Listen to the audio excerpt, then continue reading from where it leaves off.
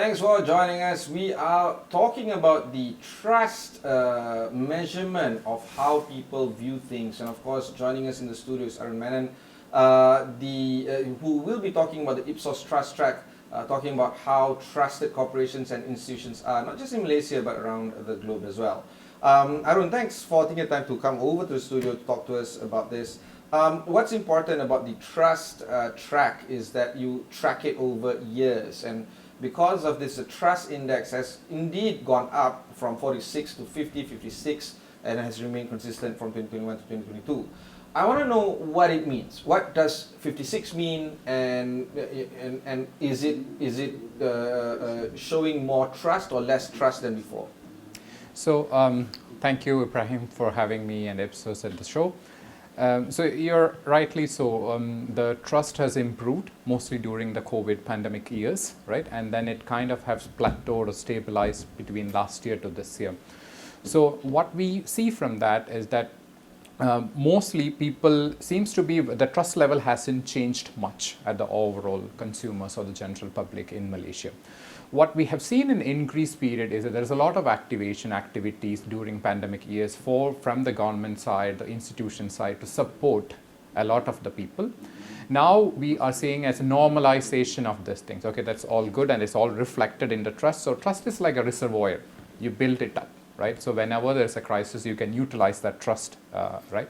So then they will give you a benefit of doubt. Okay, this company has helped me at the time when I need it. I will let it go if there is a crisis, right? Now it's kind of plateaued in the sense that people have seen what companies can do, and there is nothing new coming out from the companies as such from what it has been. So they are meeting the expectations that the general public has. Having said that, you would notice that it's not the same all across. At the overall level, it's stable, but there is a huge changes when it comes to private sector and public sector companies. All right, let's talk about that right now. So as you can see right now on the screen, there's different varying levels of fluctuating trust across the sectors, from GLCs to public regulators, FMCG, automotive, media, entertainment, telecom, and financial services.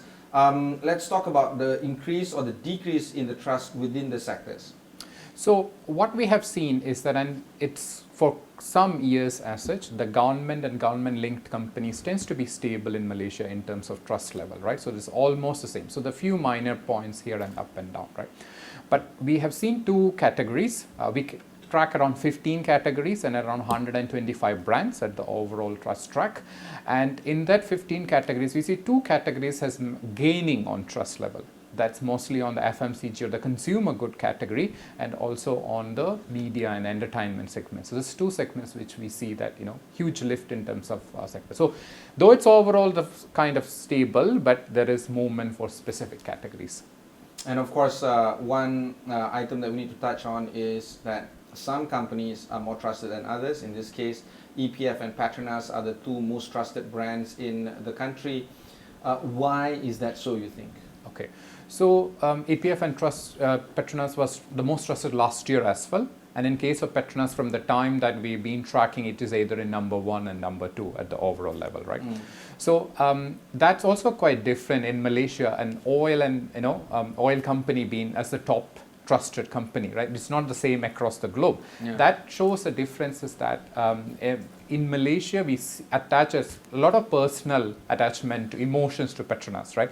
And EPF at also the time especially benefited from the last 2 years in the sense that the benefit that the general public has got in terms of from the EPF over the period of time, right? So it's also gives the implication that if there anything goes wrong, I have an EPF account which potentially can support me. So that's the backstory of the EPF. But Petronas has been a brand which has been quite strongly trusted by Malaysia because it's considered as one of the national icons or national jewel, right? So, and it's been there in that position for a long period of time. And they built it consistently over many years. What I want to talk about is actually specifically Petronas. I live in the KLCC area and you can see Petronas branding everywhere. In fact, I can't turn around without seeing the Petronas brand. And they espouse the fact that they do work in the community and the fact that they are a little bit more environmentally conscious, more than most energy companies. But what I find interesting is that they actually walk the talk, because I was on a boat ride off Kota Kinabalu and off to Pulau Gaya, where it's quite bad when it comes to the poverty level there. But even at that, you know, place of Pulau Gaya, of Kota Kinabalu, there's a lot of work that Petronas is doing for the communities there. From you know, serving out notices saying that don't go to the oil rigs, or the ability for them to actually spend on putting kids off Pulau Gaya into schools. So it's really, and I wasn't even looking for this, right? So as you can see, they are everywhere when it comes to branding and the work that they do, from KL City Centre to KLCC all the way to Pulau Gaya and Kota Kinabalu. But surely this is something that is, you know, needs to be seen by most companies as well. Yep. This is how you build trust. What do you think? Absolutely. What Petronas that we call is a solid trust, right? So you are aware because it is, you know, it is present in all our life on a day-to-day basis. Yeah. You're familiar and the opinion is favorable about the company, and that's led to a trust level, right? So that's how you build trust over a period of time. And that's what Petronas has done, right? So, and people, beyond the day-to-day, they also are very conscious of the overall contribution of Petronas to the economy. And as you said, the CSR activity, the sustain, it's a way of life for that organization, right? So as you said, that's probably something the other companies can learn from. One item that I want to explore also is on some brands that we don't normally associate with trust or industries, like for instance telecommunication. We always complain of the fact that, you know, internet is slow or drop calls and other stuff like that, but it seems like Maxis is rather trustworthy. We're looking at insurance as well and financial services. Prudential is one of them. And of course mobile wallet. Everybody talks about Touch 'n Go lately, but Touch 'n Go is also seen as a trustworthy brand. So how do we marry the pedestrian understanding of how brands work with the trust levels that is seen associated with these brands? Okay. Yeah. So it has to from what is actually driving my trust, right? That's because there are some reason because of which I will trust the brand, and it's kind of keep changing over a period of time. So there are brands that we associate strongly trusted, right? So if I'm in 2021, 2020, I would consider I trust a brand because how they are able to manage the crisis. They have strong, capable leadership. So that's kind of helps me into that, you know, trust those brands. And in 2021, they were looking for like, are they open and honest in their communication whenever they communicate the others? And also like, you know, do they actually put the customers first in 2021, just when the pandemic is gradually fading away, right? In this year, it's kind of came back to the normalcy of 2019. They're looking, are you actually delivering on what you committed, right? So in a lot of the brands, if they're actually fulfilling their promises, and some of the brands that you mentioned, right? It's if they are fulfilling that promises, then they are fulfilling. And interesting, as you mentioned about Touch 'n Go, it has become increasingly ingrained into my lifestyle. So I cannot dissociate as much with it, right? So it's much more relevant to my lifestyle now than what it used to be in the last 3 or 4 years, right? So that brand became much more ingrained. So that's where they actually building the trust level, right? So Touch 'n Go has been very stable and strong in terms of the trust level, and it's been building steadily. We'll go for one short break. When we come back, we'll discuss with Ipsos still on their Trust Track survey. We'll be right back after these messages. Thanks for staying on with us. I have with me Arun Menon joining me in the studio. He is, of course, the managing director of Ipsos. We're talking about Ipsos's trust survey. There's also this whole element of measuring national sentiment after the new government formation. And the question that was posed to the public was that, would you say things in this country are heading in the right direction? It seems like after GE14, it seems like there's a whole overwhelming idea of post-election euphoria. And of course, this is not seen as much in the GE15 aftermath, I call it. But it's still, you know, both are consistent in the sense that we had a very pessimistic view of the election. When the election has come and passed, it seems like there is a boost in national sentiment. Is this always the case for other countries, for instance, when you measure these Trust Track survey on national sentiment across elections across many markets, or is it just one of those peculiar things that Malaysia is facing? You're right, it is generally seen across the countries after the elections, particularly when there seems to be a change of government. That's where recently in Brazil, which they have just passed the election, you can see that a huge momentum shift in terms of sentiment as well, right? So there's two aspects that we see. just when we go to the election, as you can see, either in G14 or 15, the scores, whether the country is in the right direction, only 40% of Malaysians thinks that the country is in the right direction. And then it's kind of boost up in the next, wave onwards, right? So what we see is that when you go to election, there is a lot of uncertainty, unpredictability, what's going to happen. That's also kind of boosts down the sentiment a lot more, right? Then when there is a change of government, okay, then there is, as you said, a euphoria sentiment to say that I'm going to send in the right direction. So we asked two questions. What do you see the overall outlook of the next year, right, as 2023, as we span out? And what is your immediate outlook? So the immediate outlook, as you can see, the economic confidence and sentiment has picked up quite a bit, right? But the overall outlook, it's still slightly pessimistic for Malaysia and across the globe. Right, because they see that interest rates are going to go up. Everybody thinks that it's going to go up, right?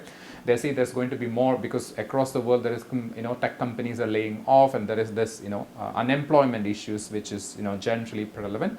So immediately we see a lot of positive sentiment, which is post election and everything, new government, new policies and everything. We have seen till January. And the same thing as well. Last election after G15, after a couple of months, it started fading down. Speaking of which, so we're already talking about this particular graphics here. A mix of concerns replacing singular COVID-19 focus. You were measuring three items: COVID-19, political corruption, and of course inflation, or I guess the economy. And it is steadily showing the rise of the percentages of people worried about inflation. And is it fair to say also the economy as well, or it's specifically on inflation? Primarily on the inflation part. Okay. So what we have seen is that sometimes from September 2021, that inflation has been creeping up as one of the main concerns, right? You can see it start up now. Around 43% are concerned about inflation. Very similar globally, also around 40% of the people that we survey as concerned about inflation. So it's very much the case, and people are expecting the prices will continue to rise. But what is also interesting is the top 10 concerns of Malaysians versus global country average. We're talking about inflation, 40% global country average, Malaysia about 43%. But what is different from Malaysia versus global country average is that corruption is very high in terms of the concerns. Actually, I'm one of them. I'm one of these guys in terms of worried about corruption. And of course COVID-19. Is this, because I saw the graphics before, there was an uptick in terms of the worrisome of COVID-19, and it was dropping steadily over the past few months.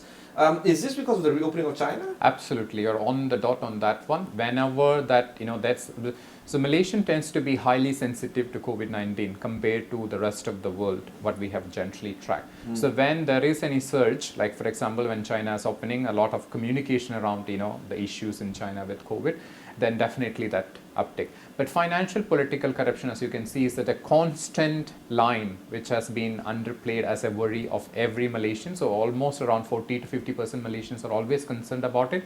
So we've been tracking it for the last 4 to 5 years. It was always there as one underlying worry or a concern for Malaysians. And this is the graphics that I want to talk about. The economic sentiment hike in post-election climate. It is consistent across the kind of other surveys that we are reading. The current status and the economy in 6 months both are showing worrisome elevation of elevated levels of worrisome amongst Malaysians. And this is indeed the number one topic of the day in terms of what people are worried about today. Do you feel that the economy is, the worry on economics is still going to be there for months to come, until and unless we see some sort of resolution coming in from, say, the government or some companies actually addressing this?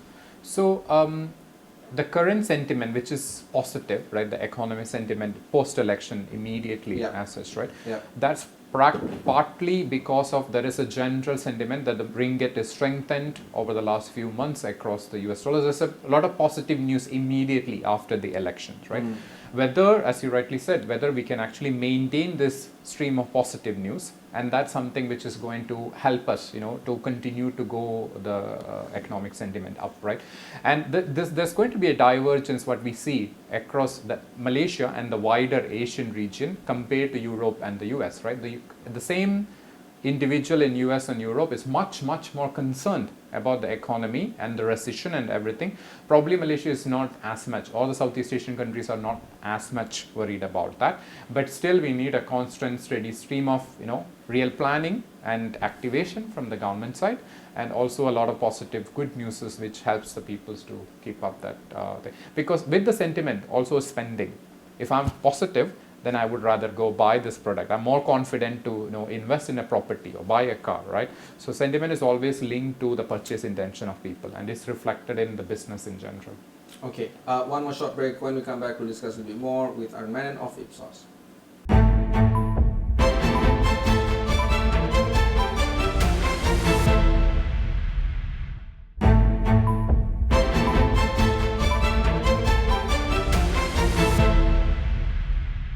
Thanks for staying on with us. I have with me Arun Menon of Ipsos. We need to talk about what drives trust. In this graphic that is presented by Ipsos, it shows the quadrants on the strongest on trust key elements. And you guys have grouped it into 4 elements: delivering on promises, having proud heritage, strong and capable leadership, and providing products and services that are relevant to people's lifestyles and needs. And because of this, it seems to beg that question of why is it that people sometimes trust a brand even though they have lousy services and products, and inversely, some brands have excellent products and services but they are still deemed as untrustworthy. How do you move towards trying to get people to trust your products and services a little bit more? Of course, this is more towards academic conversation, but indeed, a lot of companies are asking the same questions as well. So we measure trust continuously over time. We have seen there is a pattern in terms of in some industries and sectors people trust versus some industries by default they don't trust, right?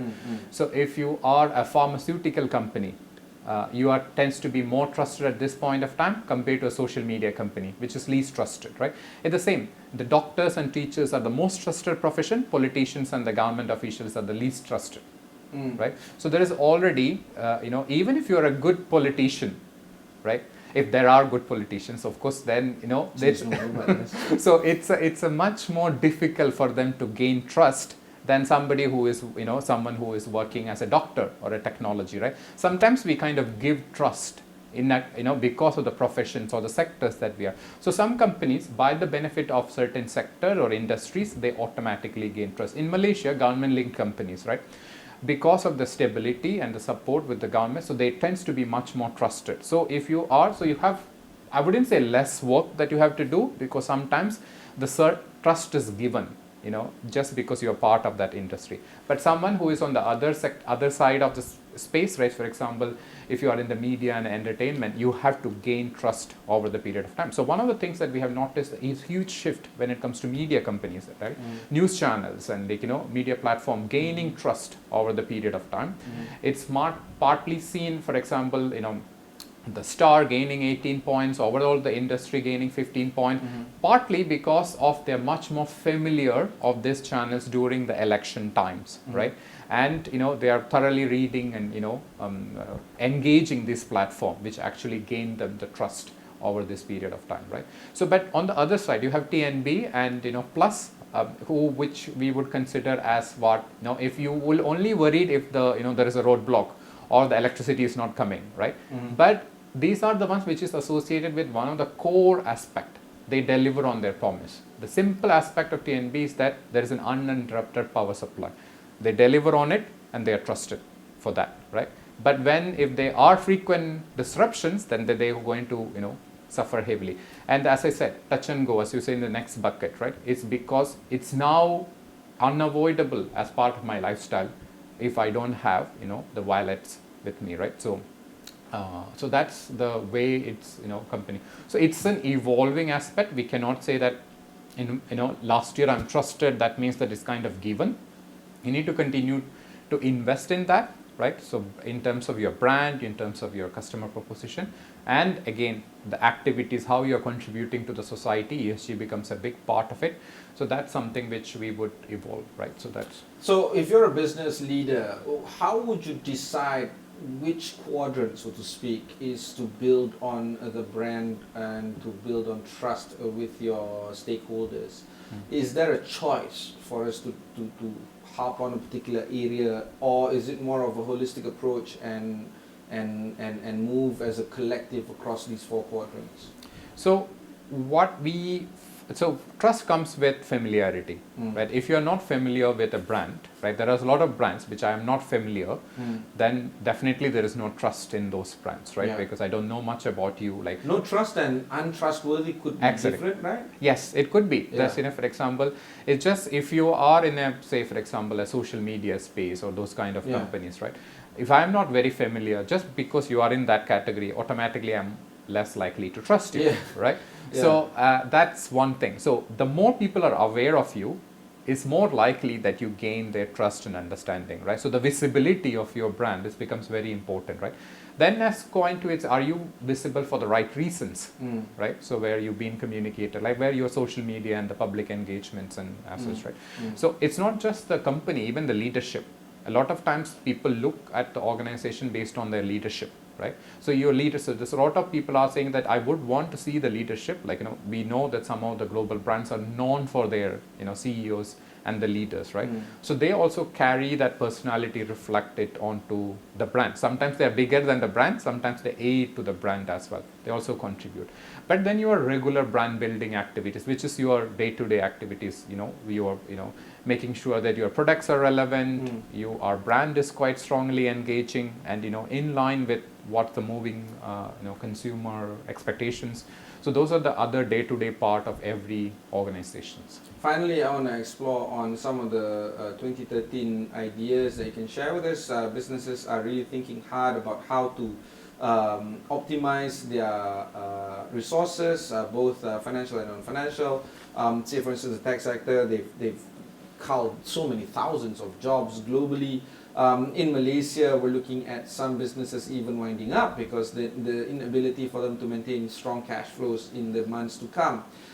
Surely the economic condition of the country is indeed at a worrying level. What would be some of the key ideas that you can share with us when it comes to business owners and business leaders? What would they need to do or think about or prioritize for this year to come? That's quite a broad question, but so what we generally describe our current state is called polycrisis. You have multiple crises, yeah. right?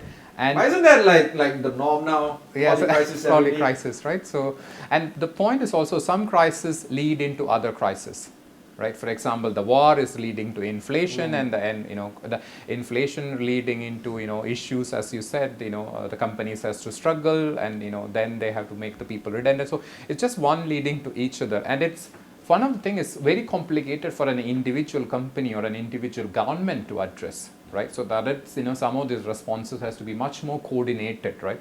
Say, for example, the government of Malaysia responding, whereas in the rest of the industries and others is not in line with that response, then it's actually fails the purpose, right? So that's where the coordination of the responses is something that we also seen, like even during the COVID crisis, like each country behaves slightly differently from the others, right? So if we have coordinated the responses across, that's good. Even now the interest rate, one country increase, that the other countries are forced to follow, right? So a lot of the Malaysia rate hike has to match with the US because otherwise cash will flow out of Malaysia, right? So those are the things. So there are things which is purely not in the control of the government and the others as such. So the one of the things that we can do, I think, as a country is that the supply, availability of supply, because one of the things which impact the people on the ground at our B40 and others is the cost of living, which has increased, right? And one way of doing it is probably making sure the products are available at much more affordable prices. So the sourcing the supply for these products are something which is going, and it will help the companies as well in the process, right? So probably encouraging more local sourcing or making sure that we source from countries which is at much more reasonable rates. So these are the things which I'm just saying like a very tactical way of addressing it, at least for one crisis, which is the inflation. It's something which we can do as a country. Finally, I want to explore the mechanism of Ipsos conducting these trust surveys. What will be some of the questions that you ask, and what is the methodology running behind it? So our research comes from two surveys. One is a longitudinal survey, which is like every month we speak to around 20,000 plus people across 28 countries across the world, right? So you get the pulse of how things are and then what the direction and everything. Malaysia is one of the countries that we track, right? And the economic sentiment and others we get from there. But we also need a bit of deep dive into Malaysia when it comes to trust on institutions. As I said, that one we do over the period of the latest results are from 2022. Over 6 months, we have done around 6,000 interviews covering 15 categories and around 125 brands. So that's quite a robust, nationally representative face-to-face, like, we meet to people if we know there's a person who answered to that survey. There's two surveys which we conduct so that we get a global perspective and how does Malaysia fit into that global perspective, and within Malaysia, how does it reflect by each industry or institutions. Fantastic. Arun, thank you very much for taking the time to speak with us. That was Arun Menon, the Managing Director of Ipsos. Ipsos is, of course, a consumer insight company. They do a lot of these surveys. Do check them out if you have the time and opportunity for it.